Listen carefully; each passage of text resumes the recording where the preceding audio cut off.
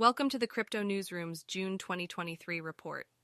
2022 was a challenging year for the crypto market, facing significant hardships due to major company bankruptcies and circulating rumors about others. A recovery is expected, albeit at a slow pace, closely affected by the Nasdaq's performance. While we foresee blue-chip coins such as Bitcoin and Ethereum holding steady, smaller coins might see further price drops.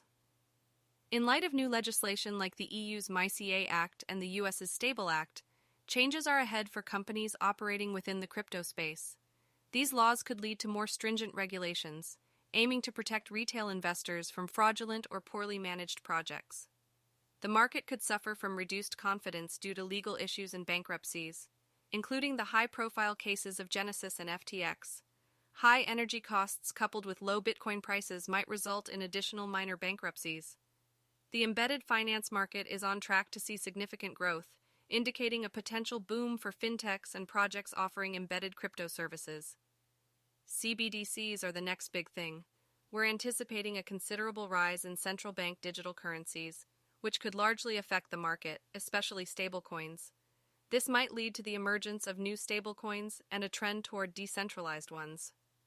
Government agencies aren't missing out on the blockchain wave.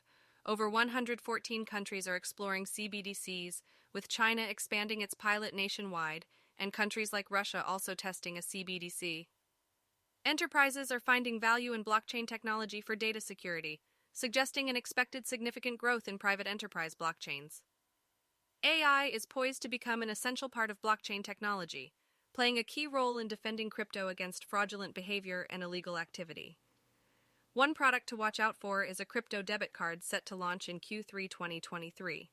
Linked to Web3 with Wallet Connect, this card will support over 800 cryptocurrencies and offer instant payments with Apple Pay, Google Pay, and Samsung Pay.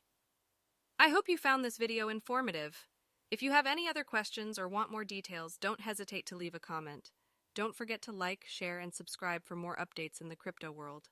Bitcoin's price recently surpassed $30,000 for the first time since April, reaching a high of $30,340. This is the highest level for the cryptocurrency since mid-April and signifies a continuation of the week's gains following the June 21 Wall Street Open. The uptrend in Bitcoin's price has effectively erased traces of a multi-week downturn. The surge in price was driven in part by announcements of legacy finance institutions applying to launch Bitcoin exchange-traded funds, ETFs. This led to Bitcoin's price rising over 20% compared to local lows below $24,800 seen on June 15th. The $30,000 level is seen as an important target to overcome by traders and on-chain monitoring resources like Material Indicators 1. Some traders are focused on what they consider more organic price action, characterized by spot-driven moves, minimal liquidations, and shorts still piling in. The price action was also influenced by the ongoing testimony of Jerome Powell, the chair of the United States Federal Reserve, before the House Financial Services Committee. This event, along with the ETF announcements, fueled a return to accumulation during Western trading hours. The current Bitcoin move has been described as the real deal, with trading volume highlighted on the way up to $30,000.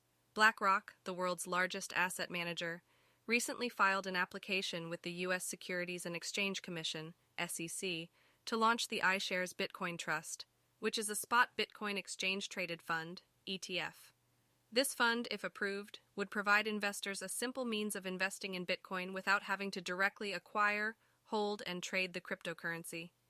The Bitcoin ETF proposal by BlackRock is a significant development in the cryptocurrency space, given the company's reputation and influence in the financial industry. However, the SEC has historically been resistant to the launch of spot Bitcoin ETFs in the U.S. and has rejected similar proposals from firms including Fidelity, Cboe Global Markets, and NYDIG. The regulator is also currently in a legal battle with Grayscale over the potential conversion of its Grayscale Bitcoin Trust into an ETF, with a decision expected later this year. BlackRock's proposed ETF plans to use Coinbase Custody as its custodian, given an existing strategic partnership between the two companies. This move could provide a boost to the Bitcoin ETF sector, which has had a rocky start over the past 2 years. It's worth noting that ETFs typically take months to launch after an initial filing, and given the SEC's historical resistance to Bitcoin ETFs, BlackRock's proposal might face significant hurdles and could potentially be pulled before an ETF is ever launched. Lastly, it's important to understand that the recent move by BlackRock comes during a period of increased regulatory scrutiny in the crypto industry, with crypto prices remaining well below their all-time highs. The most recent news related to Bitcoin ETFs and regulatory oversight is a comment by Federal Reserve Chairman Jerome Powell, who mentioned that the U.S. might need to look carefully at the issues related to cryptocurrency ETFs. However, Powell did not specify whether he was in favor of such products or not. Please note that this is an ongoing situation, and the status of BlackRock's Bitcoin ETF may change as regulatory discussions continue. It's always a good idea